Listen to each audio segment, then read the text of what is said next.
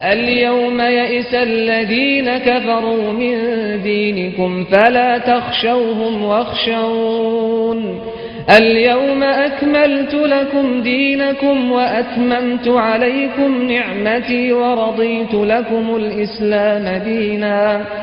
بسم اللہ الرحمن الرحیم الحمد للہ رب العالمین وصلی اللہ علی محمد وآلہ الطاہرین ولعنۃ اللہ علی اعدائہم اجمعین الى قیام یوم الدین. وقال سبحانہ وتعالی هو الذی بعث فی الامیین رسولا منہم یتلو علیہم آیاتہ ویزکیہم ویعلمہم الکتاب والحکمہ وان کانوا من قبل لفی ضلال مبین.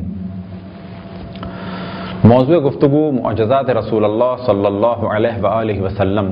کچھ معجزات کا ذکر کچھ پہلے کی نشستوں میں ہوا اور کچھ معجزات کا ذکر انشاءاللہ ہوگا. معجزات رسول اللہ صلی اللہ علیہ وآلہ وسلم میں سے ایک مشہور معجزہ کہ جس کا ذکر بحار الانوار میں علامہ مجلسی نے جلد 9 میں کیا. ہاں فرماتے ہیں کچھ یہودیوں نے آ کے رسول اللہ صلی اللہ علیہ وآلہ وسلم سے تقاضا کیا معجزے کا اور کہا کہ ہمارے ساتھ چلیں. پہاڑ کے پاس لائے اور کہا کہ اس پہاڑ سے کہیں کہ یہ آپ کی رسالت کی گواہی دے تو ہم مان لیں گے. آپ نے پہاڑ کو حکم دیا, پہاڑ سے آواز آئی تو ان یہودیوں نے کہا کہ یہ آپ نے ہیلا کیا ہے, یہ آپ نے کھیل کھیلا ہے, اپنے چند اصحاب کو پیچھے بٹھا دیا. یہ آواز پہاڑ کی نہیں, در حقیقت ان کی آواز ہے. اب آپ پہاڑ کو قریب بلائیں اور کہیں کہ نچلا حصہ اوپر اور اوپری حصہ نیچے آ جائے. رسول اللہ صلی اللہ علیہ وسلم نے اشارہ کیا, ایک پتھر گرا. آپ نے کہا کہ یہ بھی پہاڑ کا ایک حصہ ہے, اس پتھر سے پوچھ لو. ان لوگوں نے پتھر ہاتھ میں لیا, کان کے قریب لے گئے. وہی آواز آئی کہ جو پہاڑ سے آواز آئی اور ویسی ہی گواہی دی. لیکن ان لوگوں نے پھر بھی کہا کہ نہیں, ہمیں وہی سب کچھ دیکھنا ہے کہ جس کا ہم نے تقاضا کیا. یہ سب کے سب کچھ فاصلے تک چلے اور جب دور چلے گئے تو رسول اللہ صلی اللہ علیہ وآلہ وسلم نے حکم دیا. پہاڑ اپنی جگہ سے بلند ہوا, آگے بڑھا اور آ کے رسول اللہ صلی اللہ علیہ وآلہ وسلم کی خدمت میں سوال کیا کہ کیا حکم ہے. تو آپ نے جواب دیا کہ یہ لوگ چاہتے ہیں کہ اوپر کا حصہ نیچے اور نیچے کا حصہ اوپر آ جائے. کچھ دیر کے بعد پہاڑ 2 حصوں میں تقسیم ہوا, اوپر کا حصہ نیچے اور نیچے کا حصہ اوپر گیا اور اس پہاڑ نے اس طریقے سے آپ کی رسالت کی گواہی دے. لیکن اس کے باوجود یہودیوں نے اقرار نہیں کیا. معجزات رسول اللہ صلی اللہ علیہ وسلم میں سے ایک معجزہ جو جناب ابو ایوب انصاری کے گھر میں پیش آیا, وہ فرماتے ہیں کہ ایک دن رسول اللہ صلی اللہ علیہ وسلم کو میں نے دعوت سے بلایا تو ہمارے ہاں 3 سیر گندم اور 1 بکری کے بچے کے علاوہ کچھ نہ تھا. لہذا میں نے بکری کے بچے کو ذبح کیا اور گندم کی روٹی پکوائی. رسول اللہ صلی اللہ علیہ وسلم کی دعوت کی, آپ تشریف لائے اور آپ نے فرمایا کہ جتنے بھی لوگ ہیں ان سب کو کہہ دو کہ آج کھانا ابو ایوب انصاری کے گھر میں کھائیں. اعلان کر دیا گیا. گھر اور اطراف سب لوگ جمع ہو گئے.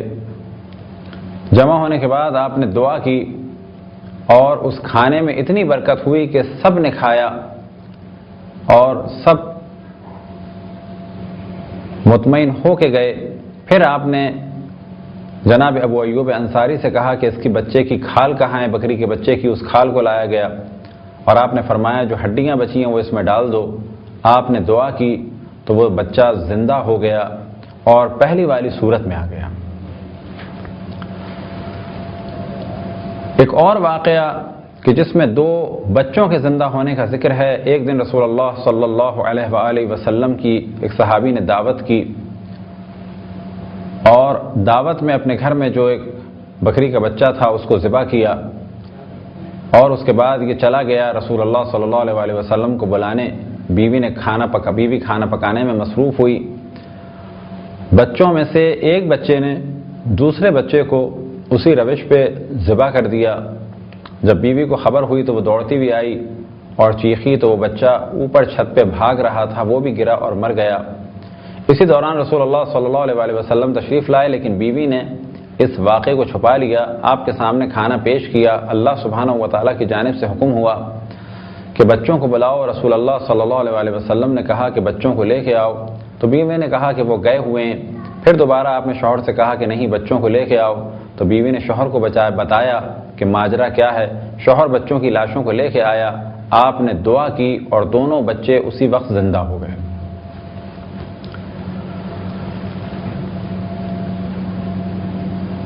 جنگ حنین کے وقت ایک ایسا مرحلہ آیا کہ دریا کو عبور کرنا تھا اور کوئی بھی چیز عبور کرنے کی نہیں تھی۔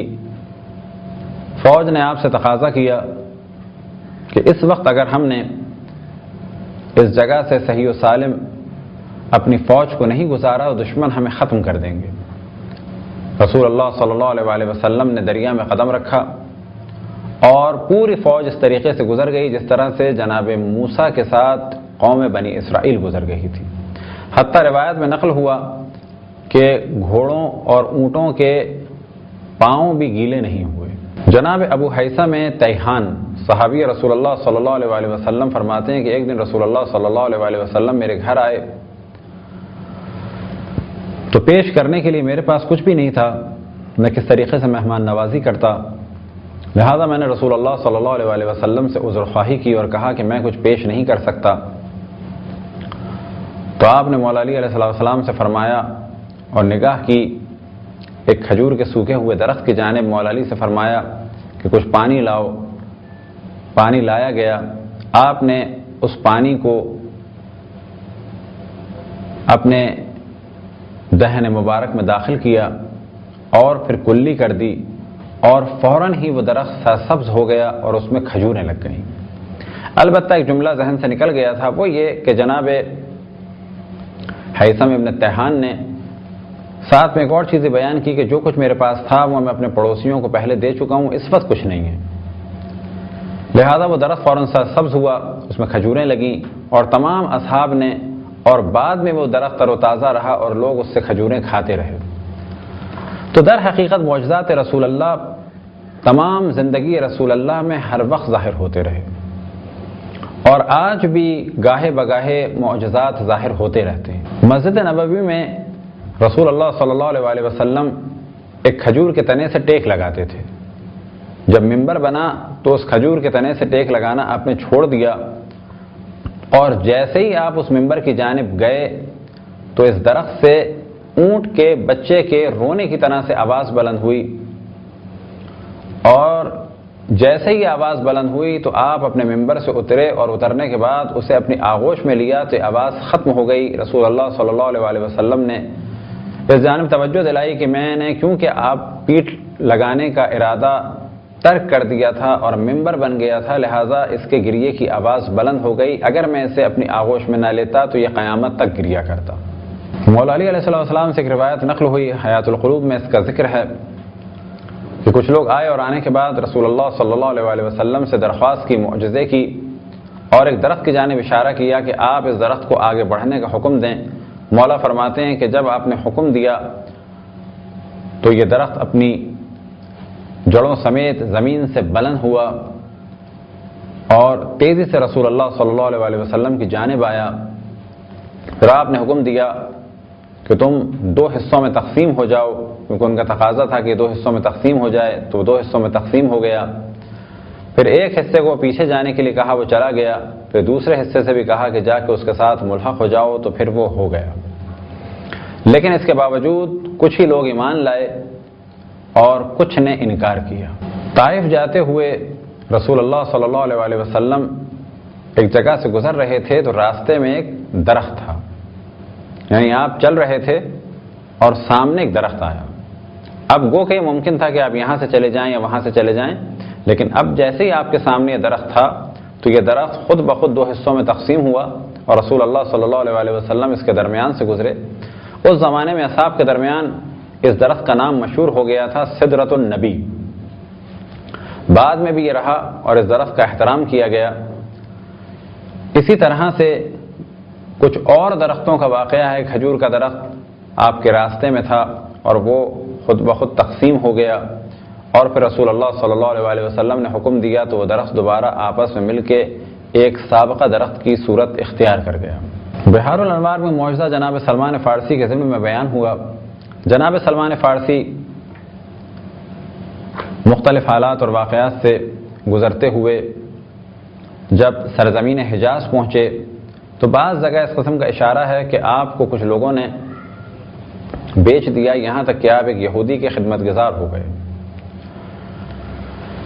جناب سلمان تو اسی انتظار میں تھے کہ رسول اللہ صلی اللہ علیہ وسلم کا دیدار کا شرف حاصل کریں، لہذا جب آپ مسجد قباء کے پاس پہنچے تو کیا دیکھا کہ وہی ہستی کہ جس کا وہ انتظار کر رہے ہیں وہ نگاہوں کے سامنے ہے، لیکن یقین کے لیے آپ نے کچھ کھجوریں پیش کیں اور کہا کہ آپ لوگ سفر میں ہیں، یہ صدقہ ہے۔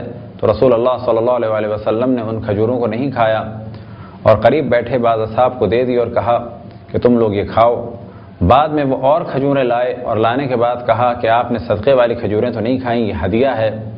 تو آپ نے ان کھجوروں کو تناول فرمایا۔ اس کے بعد وہ آپ کی پشت مبارک کی جانب نگاہ کر رہے تھے، کچھ دیکھنا چاہ رہے تھے۔ رسول اللہ صلی اللہ علیہ وسلم نے پشت سے قمیض ہٹائی، جیسے ہی انہوں نے قمیض ہٹائی تو انہوں نے مہر نبوت کی زیارت کی اور اس کے بعد مہر نبوت کو چوما اور اقرار کیا رسول اللہ صلی اللہ علیہ وسلم کی نبوت کا، اور پھر اس کے بعد عرض کی کہ میں اس وقت ایک یہودی کے ہاتھ میں ہوں اور اس کا غلام بنا ہوا ہوں، میں کیا کروں؟ تو آپ نے فرمایا کہ تم جا کے اسے بتاؤ کہ میں مسلمان ہو گیا ہوں، تم مجھے آزاد کرو اور اس کے بدلے تم کیا چاہتے ہو؟ تو یہودی نے کہا کہ تم 500 کھجور کے پودے لگاؤ اور جب وہ پھل دینے کے قابل ہو جائیں گے تو میں تمہیں آزاد کر دوں گا۔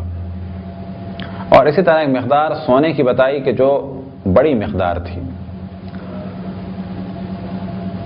وہ جناب رسول اللہ صلی اللہ علیہ وسلم کی خدمت میں آیا اور کہا کہ اس نے مجھ سے یہ کہا ہے۔ تو آپ نے فرمایا کہ کوئی بات نہیں، 500 گٹھلیاں لے کے آؤ۔ رسول اللہ صلی اللہ علیہ وسلم کے پاس جناب سلمان فارسی 500 گٹھلیاں لے کے آئے۔ یہ گٹھلیاں آپ نے مولا علی علیہ السلام کو دیں اور اس کے بعد چلے اور یہودی کو بھی بلایا، اور بلانے کے بعد آپ زمین میں انگلی سے ایک گڑھا کرتے تھے، مولا علی سے فرماتے تھے کہ اس میں گٹھلی رکھو، اور اس کے بعد ہاتھ کا اشارہ کرتے تھے تو اس میں سے پانی نکلتا تھا، اور ابھی پہلے والا درخت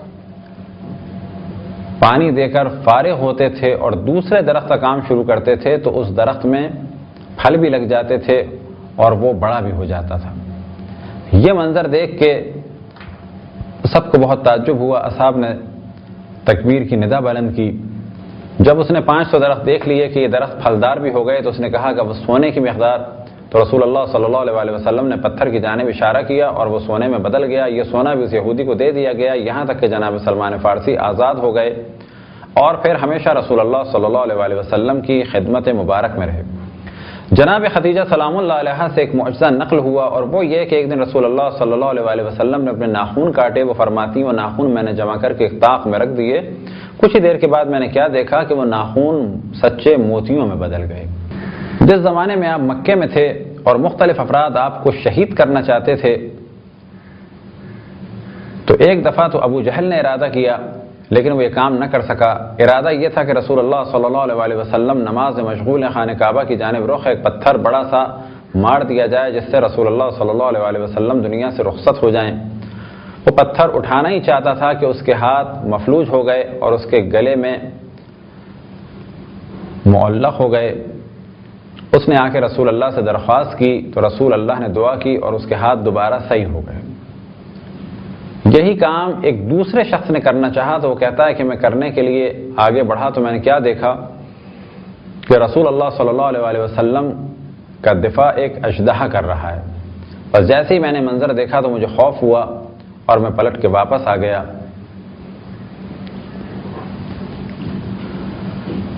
ہجرت کے معجزات میں سے ایک معجزہ غار میں، ہجرت کے معجزات میں سے ایک معجزہ کہ جب آپ ہجرت فرما کر مکے سے مدینے کی جانب رواں دواں تھے اور جس غار میں آپ نے پناہ لی اس غار میں مکڑی نے جالا بنایا، کبوتر نے انڈے دیے، اور جب جناب ابو بکر گریہ فرما رہے تھے تو آپ نے فرمایا کہ گریہ نہ کرو۔ پھر اس کے بعد ایک روایت میں ملتا ہے کہ آپ نے اپنے پاؤں دیوار پر مس کیا، دیوار پر ٹکرایا تو وہاں پر ایک دریا نظر آیا اور ساتھ یہ کشتی نظر آئی، تو آپ نے فرمایا کہ ڈرو نہیں، اگر یہاں سے خطرہ ہوا تو اس دروازے سے نکل جائیں گے، سامنے دریا ہے، کشتی میں بیٹھ کے جان بچا لیں گے۔ یہ سن کر ان کو اطمینان ہوا اور اس طریقے سے ان کا گریہ ختم ہو گیا۔ مناقب شہر ابن عاشوب میں ایک معجزہ نقل ہوا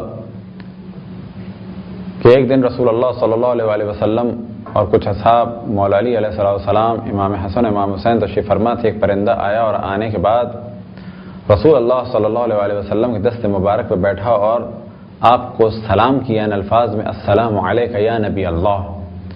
پھر اس کے بعد آپ نے جواب دیا اور وہ پرندہ مولا علی علیہ السلام کے ہاتھ پر بیٹھا اور آپ کو سلام کیا، السلام علیک یا وصی نبی اللہ. آپ نے جواب دیا. پھر امام حسن اور پھر امام حسین کے ہاتھ پہ بیٹھا اور دونوں کے ہاتھ پہ بیٹھنے کے بعد اس پرندے نے سلام کیا دونوں ائمہ کو، السلام علیک یا خلیفۃ اللہ. آپ نے سوال کیا کہ تم، اور اشارہ کیا شخص کی جانب کہ ان کے ہاتھ پہ کیوں نہیں بیٹھے؟ تو کہا کہ میں اس نجس زمین پہ نہیں بیٹھتا، میں اس زمین پہ نہیں بیٹھتا جس پہ گناہ ہوا ہو، جائے کہ اس ہاتھ پہ بیٹھوں کہ جو گناہ میں مبتلا رہا ہو. یہ چند معجزات تھے جو آپ کے سامنے بیان کیے. انشاءاللہ کچھ اور معجزات کو بھی بیان کریں گے. خداوند تبارک و تعالیٰ سے دعا ہے کہ بحق محمد وآل محمد ہمیں اپنے رسول، اپنی حجتوں، خصوصاً امام زمان علیہ السلام کی معرفت اور اطاعت کی توفیق عطا فرمائے. وصلی اللہ علی محمد وآلہ الطاہرین.